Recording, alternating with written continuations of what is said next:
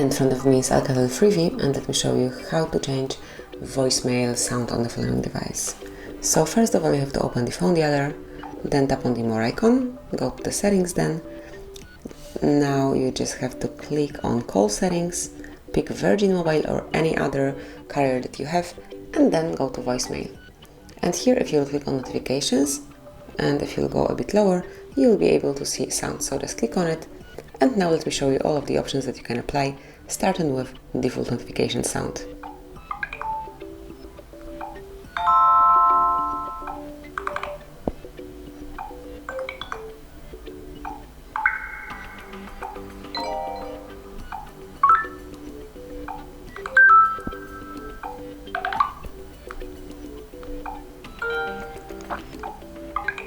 And then just pick the one that you like the most, tap on OK, and it has been changed. So this is it.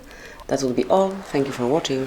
Please subscribe our channel and leave the thumbs up.